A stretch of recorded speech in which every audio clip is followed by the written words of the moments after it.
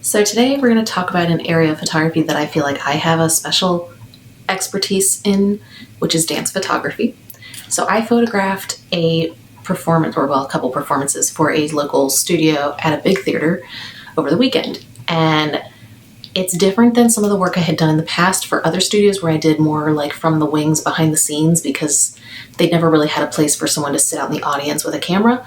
This one in particular had me, like they had like credentials like for a photographer to come in and sit in the back of the theater because it was a much bigger professional theater, which was really cool, but it was a little challenging. So now, not having been in the theater in many years, I had performed there a long time ago. I couldn't remember what it was like in the audience, so I did bring this is my R6 and my 70-200.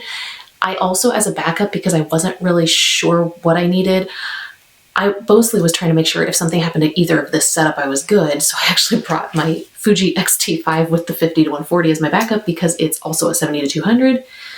Turns out when I got there, the theater was actually not nearly as big as I thought. And I was a little concerned that I was going to need a wider lens. So I did have this lens. This is my 28-70 STM, the 2.8 lens. Now I had just that lens with me, but not another Canon camera because I thought, well, I doubt I'll need that, but I was like, oh, what if they want me to come backstage and did a group shot or something closer where I need something closer than a 70. So for the first show, did that. I had just this, and then I had the X-T5 and the 50-140, and I really mostly used this. I used this for a couple photos in the beginning where I had the other lens on this so I could flip-flop them, and I was like, this isn't working. But I also found I didn't need this lens as much as I thought I did. So for the second show, I ended up leaving the Fuji gear at home, and I brought this with me and did really all the show in this. And then I had this set up on my R8 just in case I needed it, but I really didn't. So mostly I ended up with my 70-200. Now, when I originally started doing dance photography, I was literally doing it on just an 85mm, and I originally started on Olympus, so I was also on Micro Four Thirds. So you can do it, but the key with dance photography, and I can make a whole video on this if people are interested, is knowing how to get the correct poses. Because as a dancer, something I also noticed and had issues with is when photographers just thought it was cool to capture like movement, which is really cool, but they don't know ballet, specifically ballet. And they capture weird things like your legs not fully extended, like your knees not fully straight, your ankles not fully extended through your point of your foot, your shoulders are too high, you're not turned out enough, like things that if you're not a dancer, you don't know. Most dancers will hate those photos.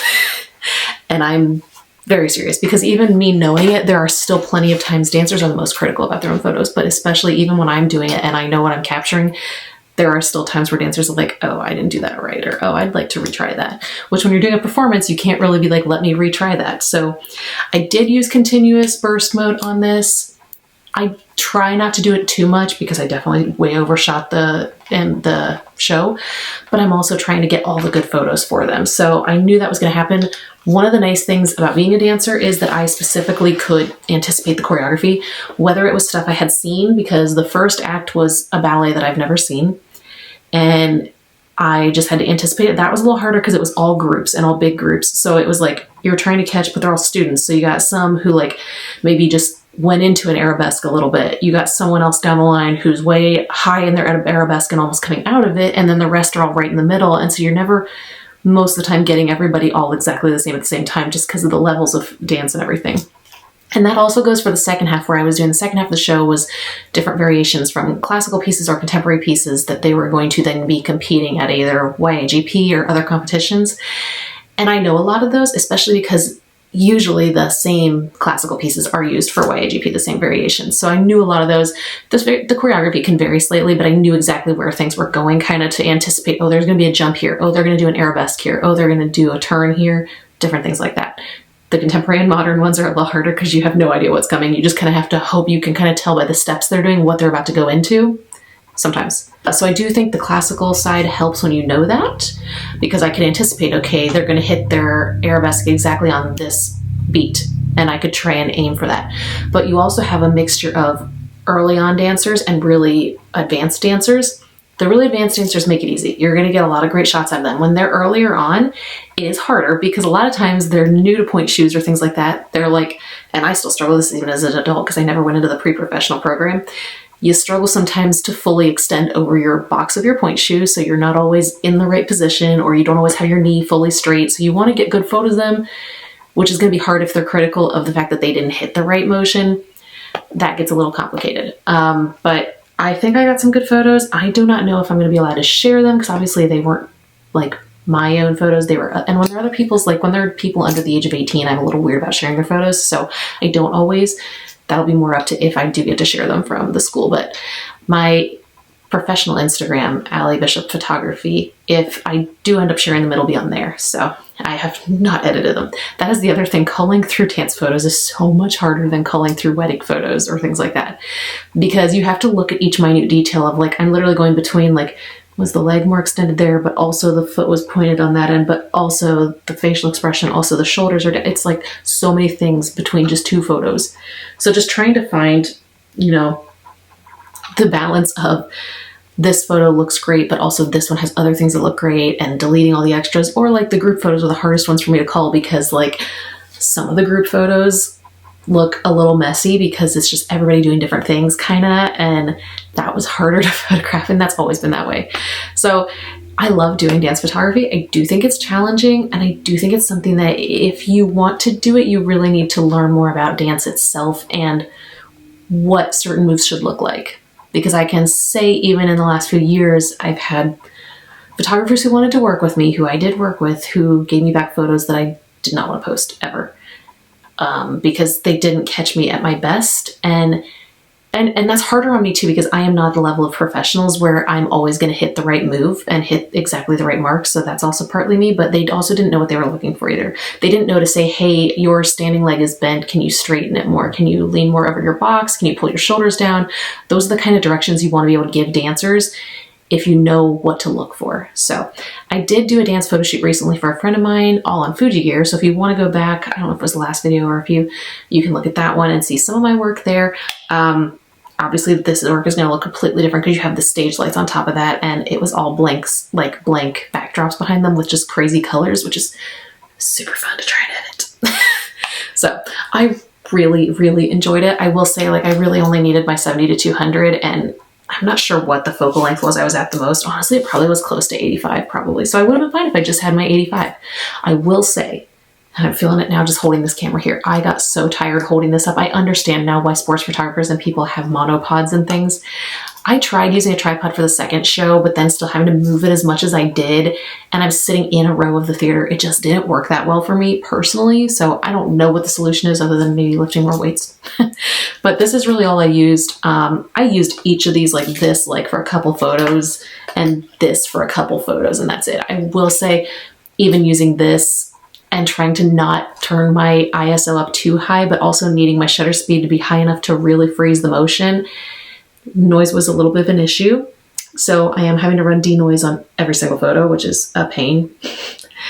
But a lot of that's just, you know, I was in the back of the theater trying to get the shots, and the lighting's not great, and like, you know, that kind of stuff. If they were like, if it was like a full production ballet where they'd had like sets and everything, getting the photography would have been a lot easier because you're focused more on getting the dancing, the backdrops actually add to the photo instead of being like a white backdrop with like all these crazy lights on it like they do for the ones I just did yesterday. So that can also make a difference too.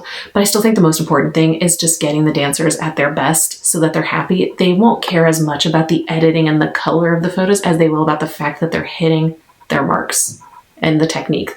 As long as you can see that, that's what they care about more. And I can say that as a dancer myself, but also as having worked with a ton of dancers because I am a dancer. So hopefully that helps. I feel like when I'm trying to look this stuff up, there is not a lot of information on dance photography on YouTube, especially in regards to performance photography, because obviously doing a dance photo shoot in a studio, you have a lot more control over things. You can keep doing things over and over. When you're doing a performance, you don't get a do-over. That's it. You can do the next performance, but it also may be a different cast. You know, someone could fall during the movie you want to capture the next time, and you're like, oh, can't get it now either. So it just is a lot more complicated, and you can't control the lighting. You cannot bring flashes in there or anything. You are stuck with what you got. So it is its own set of challenge. It's a fun challenge, but it's its own challenge. I also just love getting to see the dancing. So that also just made me happy just to get to even do that at all, because I haven't done like performance photography in a few years, and man, that's my favorite thing. If I could only ever do that for the rest of my career, that's what I would do, is dance photography.